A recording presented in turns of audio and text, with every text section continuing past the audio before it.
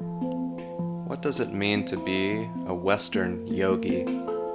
How can someone who was born and raised in the West, who comes from a Judeo-Christian background, practice yoga and meditation in an authentic and genuine way?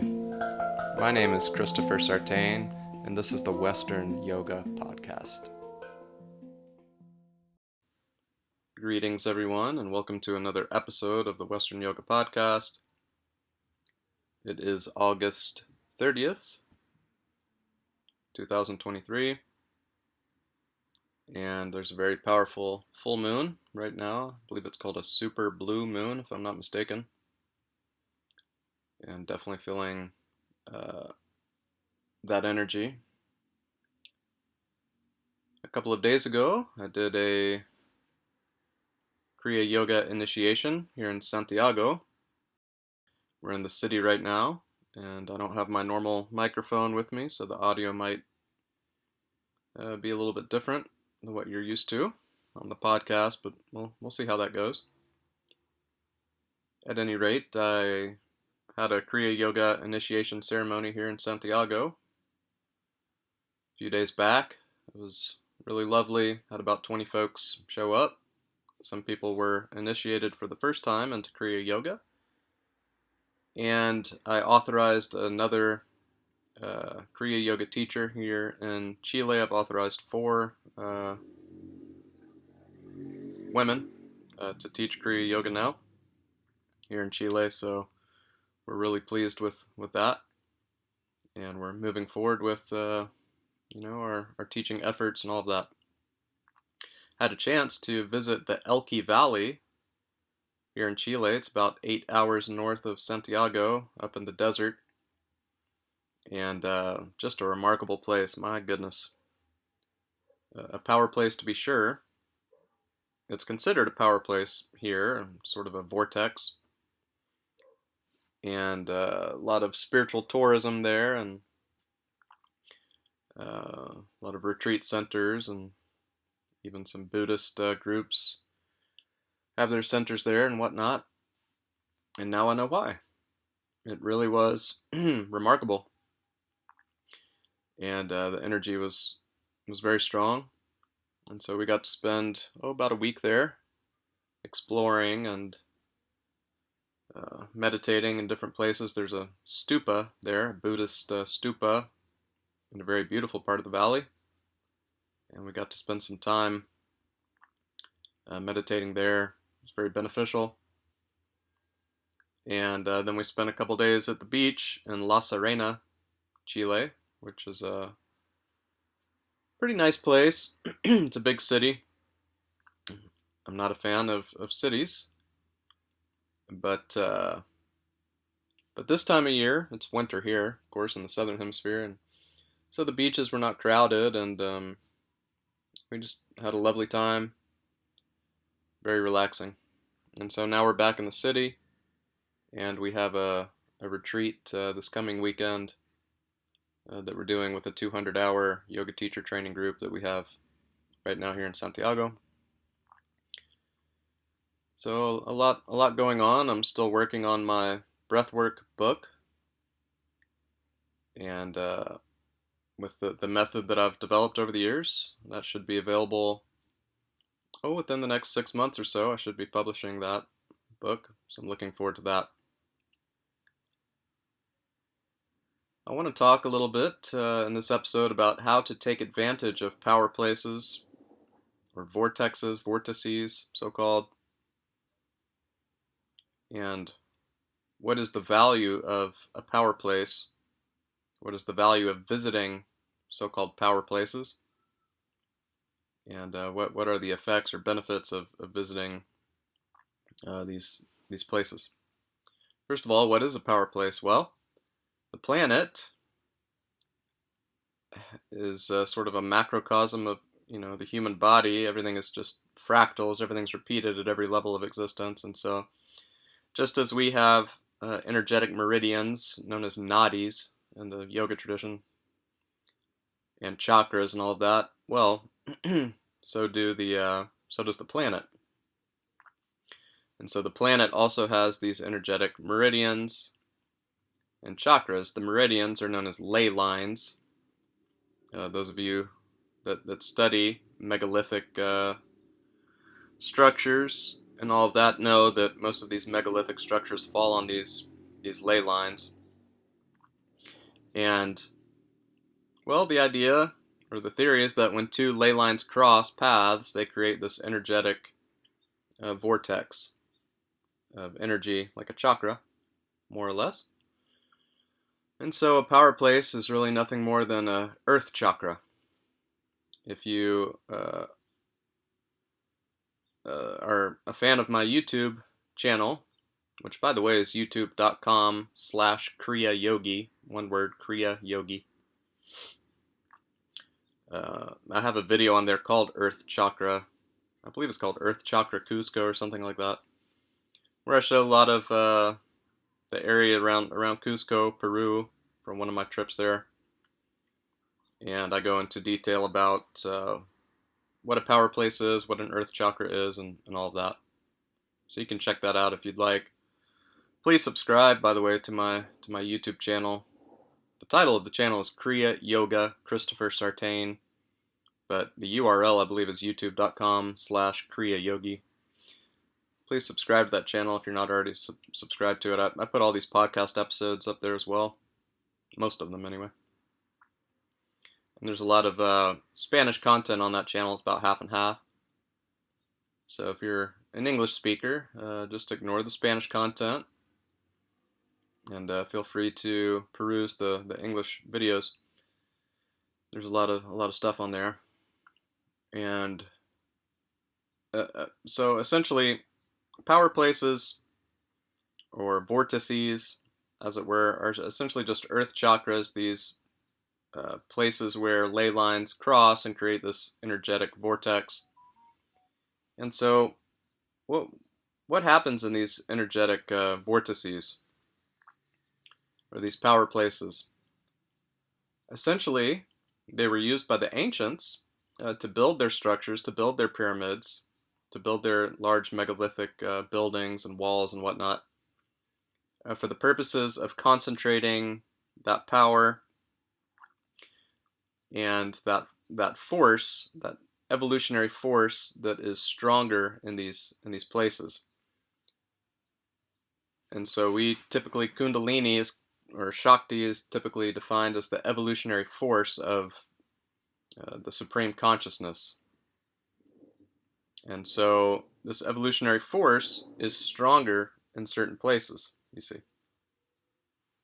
And so if you want to really take advantage of these evolutionary forces, well, then you can visit these power places and you can accelerate your spiritual evolution there a little bit more quickly than you can in, in the middle of a city. Now, the spiritual masters will tell you, oh, well, it's all the same at the end of the day. You can meditate anywhere, you can evolve spiritually anywhere, no matter where you are, etc., etc. That's that's for very advanced yogis who have already evolved to a certain level, and then they're able to be anywhere and be super conscious and all that, and that's all well and good. But for most folks, it is highly advantageous to visit these power places and vortices, earth chakras, as it were. When you're in these places, you do feel the evolutionary forces stirring, as it were, and you do tend to have more powerful experiences with pranayama and meditation and rituals and ceremonies and all these things. Sometimes your the cities, the so-called supernatural abilities or powers, are heightened there or quickened there, and sometimes you can develop new powers or abilities when you visit these places. That's certainly been my experience, having visited quite a few. South America is particularly powerful, in my view, especially the Andes Mountains, which I consider to be sort of the spinal column or backbone of the planet. And along that spinal column, is the Sushumna Nadi of the planet, essentially. So, we have the added advantage of getting to live here in the Sushumna Nadi of the planet. And you can feel this energy when you're in the Andes. It's like this highly magnetic energy that you can take advantage of, where you do feel this evolutionary force more strongly than you do in other places or other parts of the world. And so I also, I think I've talked about this in previous episodes, but I think there is sort of a series of chakras that go along the Andes. And I would put the Muladhara chakra somewhere around Ecuador, Svadhisthana. No, sorry, Muladhara somewhere in Colombia, Svadhisthana in Ecuador, Manipura in northern Peru, and the Anahata chakra is certainly around Cusco and Lake Titicaca. And that's why the ancient civilization, far older than the Inca, we're talking 10,000 years ago or something, was really centered around Cusco and Lake Titicaca. And Bolivia is also very powerful. The ruins around Tiwanaku and Pumapunku are just extraordinary. Very advanced megalithic structures there. And then, of course, you have Machu Picchu. All the stuff around Cusco is just unbelievable. Ollantaytambo, Sacsayhuaman, all those structures around there are just amazing. You really have to go there in person and feel the energy in person if you ever get the chance. I highly recommend visiting Cusco and also Bolivia, all the ruins around Lake Titicaca. At any rate, so you can visit these power places and take advantage of the evolutionary forces that are heightened in these areas. And again, the naysayers will say, "Oh, you don't need to visit. You don't need to go to any of these places. Just you can meditate anywhere, practice pranayama anywhere, and you'll evolve at the same rate no matter where you are." I strongly disagree with that, and I believe the ancients also disagreed with that. We're talking about the masters who lived during Satya Yuga, which ended around 7,000 BC or something. And so these masters that lived during Satya Yuga, they built all their structures on these earth chakras on purpose to take advantage of the energies there. So don't listen to these naysayers that tell you, oh, there's no advantage to being in a power place, to spending time in power places, to living in power places, meditating there. Of course there is. Of course there is. And so it is highly advantageous to visit these places from time to time, or to live there if you can. Although I have noticed, having lived in a couple of power places, I lived in Crestone, Colorado, which is another power place in the Sangre de Cristo Mountains. Anyone who's ever visited Crestone will tell you it's a very charged area.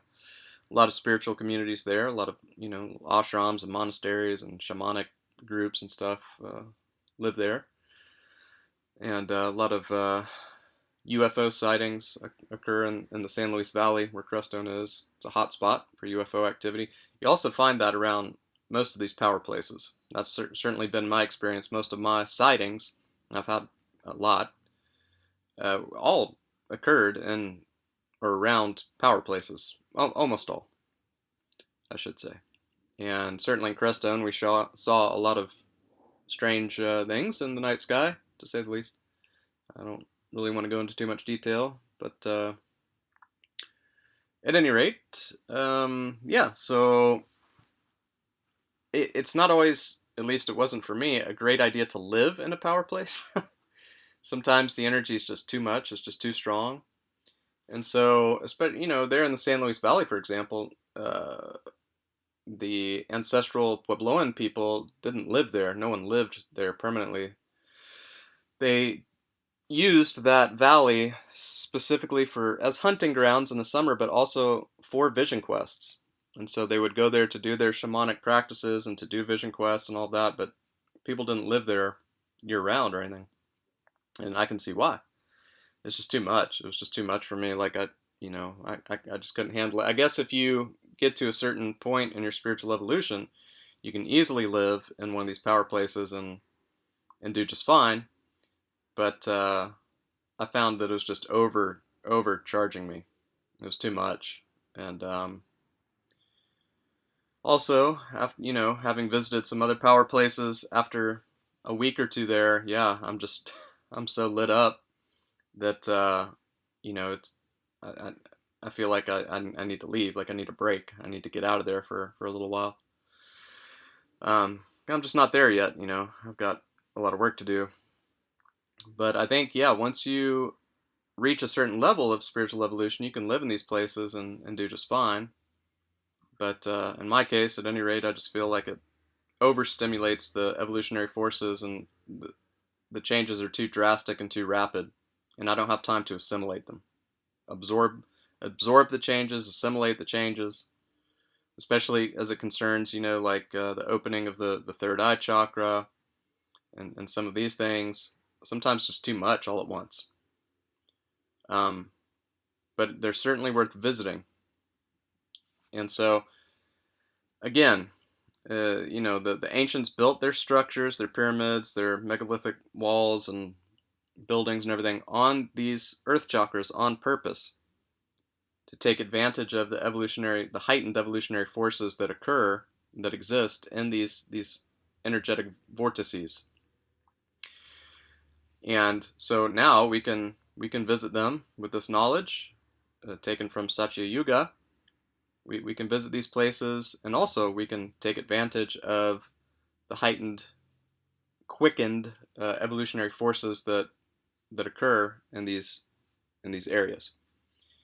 And so when you go to a power place, I highly recommend eating a very clean diet for a month leading up to your visit, and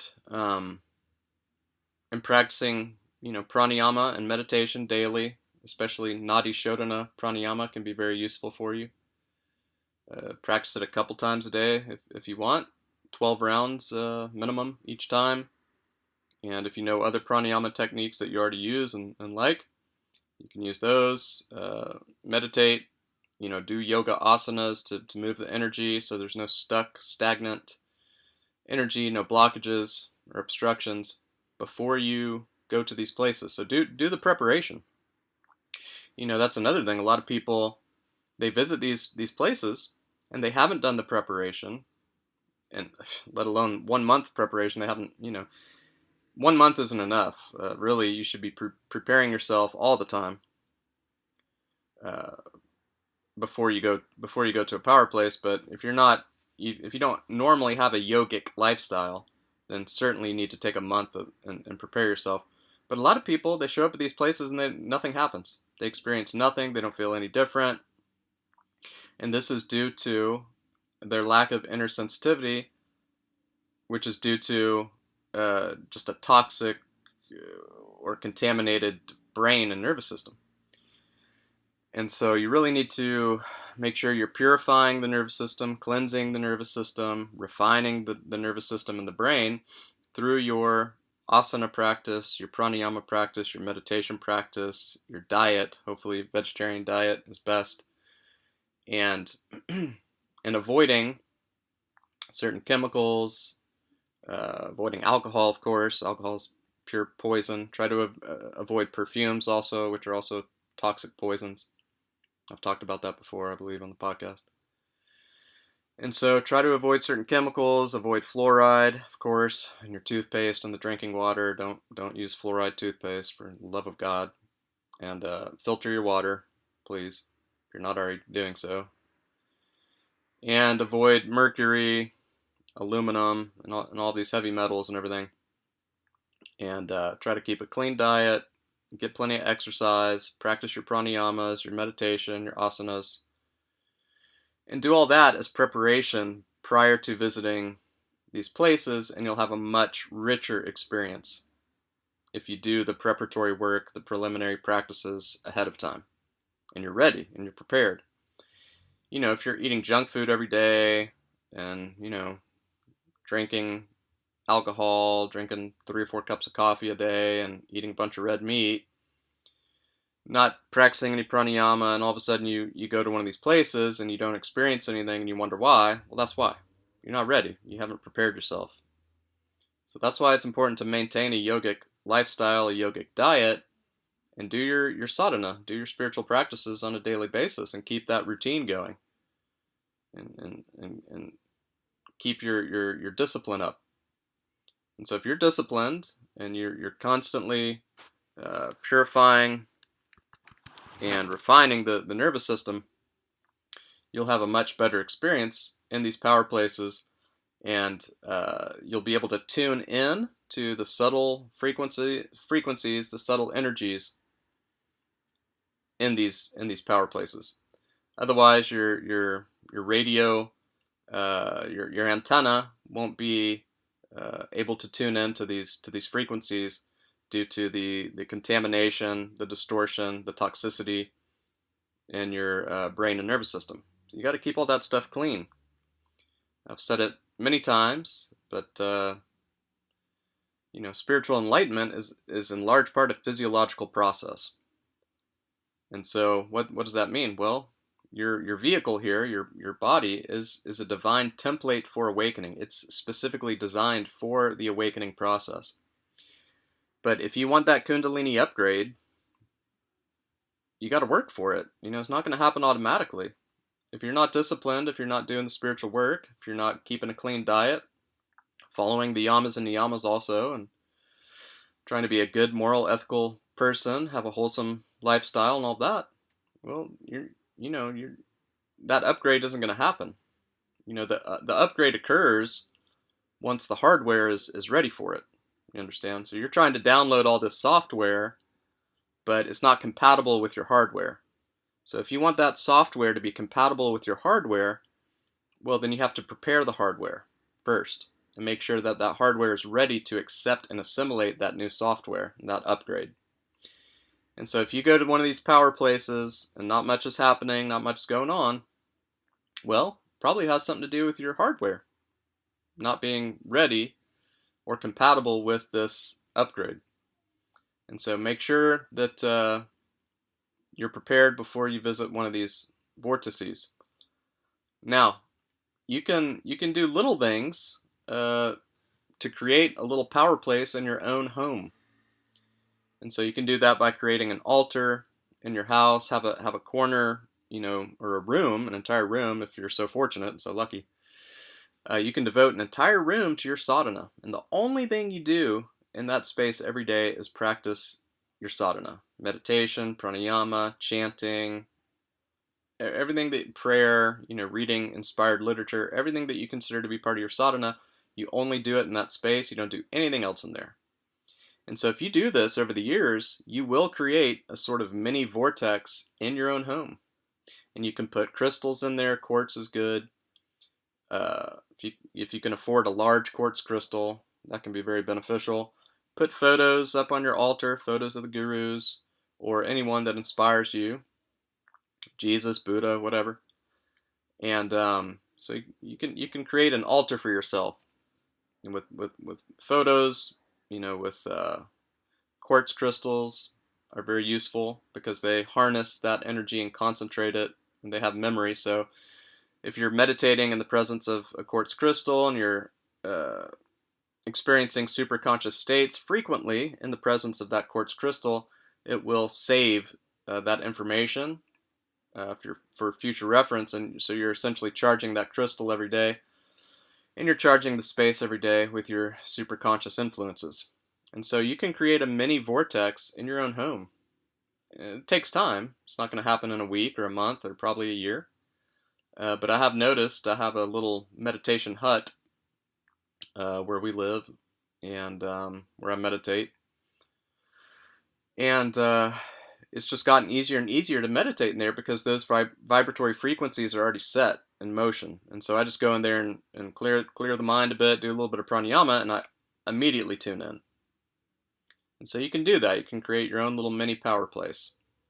And I encourage everyone to do that. I also encourage people to visit power places once in a while when you have the time and the financial resources to do so, of course. It's not possible for everyone all the time, But every once in a while, it's good to visit these power places. Also temples, places in certain places in India and the Himalayas also very, very charged. There's power places all over the world in Europe and Africa. Every continent has their power places, right? And so you don't have to travel halfway around the world to visit a power place. Just try to find some of these earth chakras close to where you live, close to your home, and try to venture out here and there and do some spiritual practices in these places and experience it for yourself. That it is true what the ancients knew, that these places are charged energetically, and they do accelerate the process of spiritual evolution. So we can take advantage of that if we have those opportunities. I hope you've enjoyed this episode. Please share the podcast with like-minded souls. Namaste.